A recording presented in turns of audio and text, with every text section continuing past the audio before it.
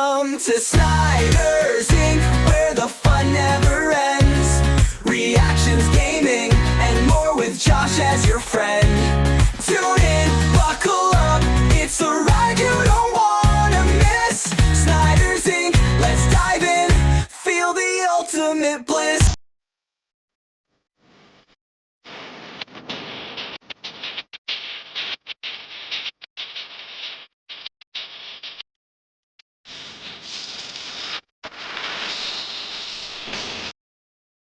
Hello everybody, welcome to Snyder's Inc. And today we've got a Punch for Unknown video, and this is 8 worst post WrestleMania debuts in WWE history.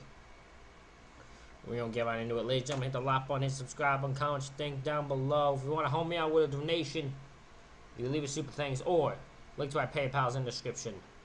Let's go.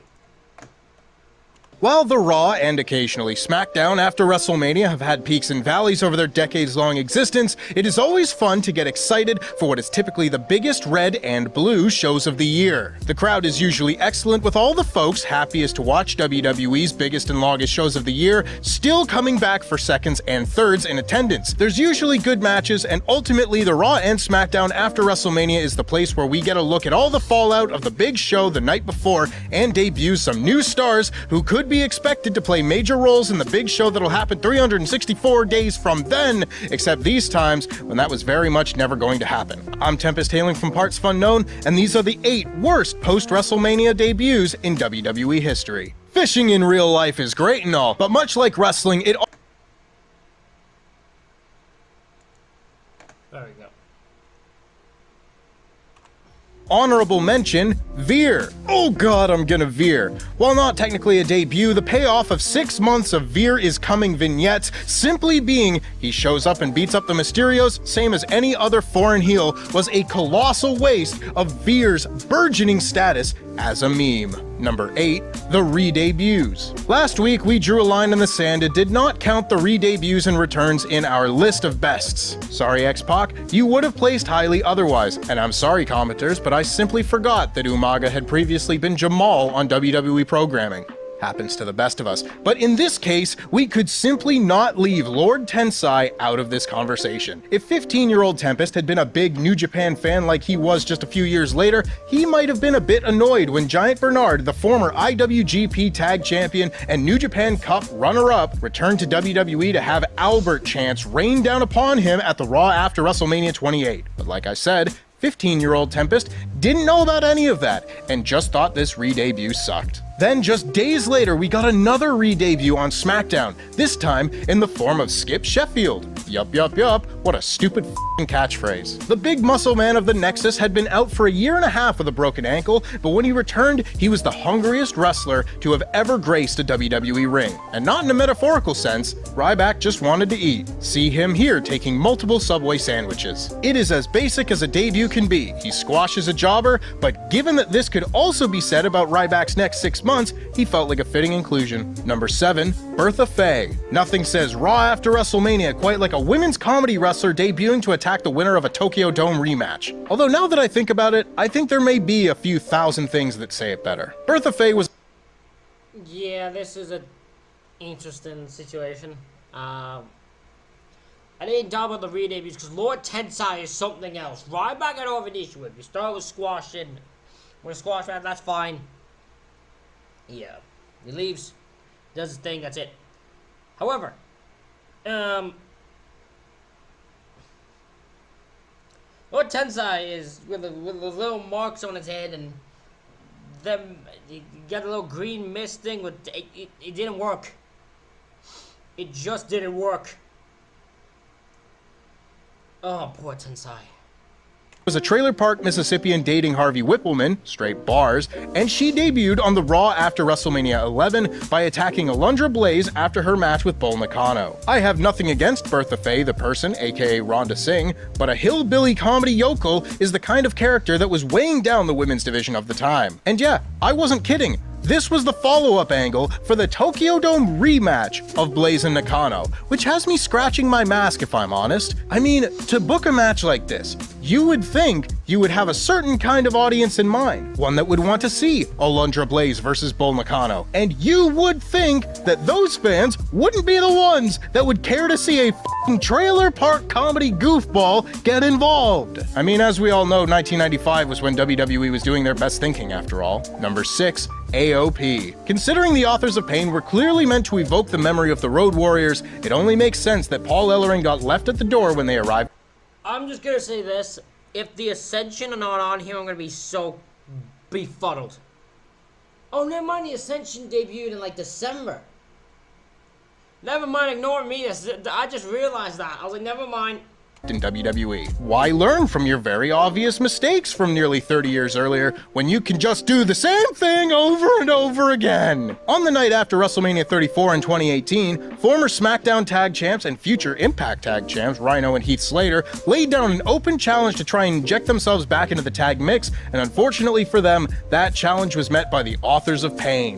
AOP got their win, but as they made their exit, they committed the cardinal sin that lands them a place on this list. They told Paul Ellering to stay behind and join them no longer. Because what would an NXT call-up be if they didn't make them at least a little bit worse? Ellering was the personality of the team, the man with the pedigree based on years and decades of managerial success. Without him, AOP was just a pair of lumbering big men that blended in with the roster with mixed results. Ellering is back with them now that they're in their comeback era, so time will tell if his addition back to the team can do for them what his comeback did for Hawk and Animal. Hope he just didn't bring the puppet this time. Number 5, the... Oh yeah! I forget about Kali. I forgot he debuted after, because I always thought he was in May. Great Khali. Following WrestleMania 22 and Mark Henry's loss to The Undertaker, what Taker really needed was an even bigger, even less mobile adversary to battle on SmackDown. Enter the Great Khali.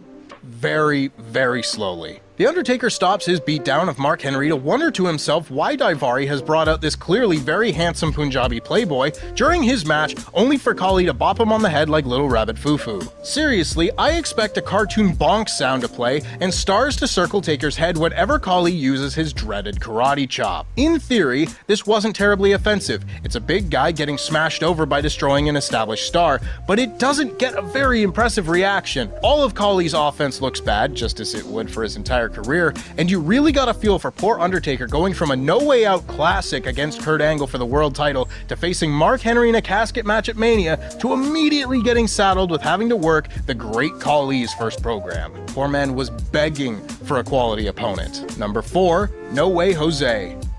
Without a fucking doubt with this one. Without a doubt, get rid of No Way Jose. I don't want nothing to do with him. Go away, Jose. Go off, Jose. Fuck you, Jose. I don't think there is a single example of a Raw After Mania debut feeling like the beginning and end of a star's run better than No Way Jose. With WWE having recycled Adam Rose's character for No Way Jose, it should come as no surprise that his main roster run went just about as well. It all started on the Raw after WrestleMania 34 when Jose quickly beat John Skyler, who you may have recently seen in TNA, with his pop-up punch, by far the worst of the pop-up finishers. This is really where the post-Mania call-ups began to feel manufactured. Who's gonna show up tonight? Ooh. Then it's No Way Jose, there is polite applause, resume regular programming. It feels like an NXT call-up off a factory line. Like, no one thought No Way Jose was ever gonna be a top guy. No, you stop writing that comment. No, you didn't. And sure enough, outside of a pair of wins against Baron Corbin and Curt Hawkins, did he win a match on Raw ever again? No way, Jose! Number 3, Lars Sullivan. Fuck you, Lars Sullivan. Fuck off, Lars Sullivan. Go away, Lars Sullivan.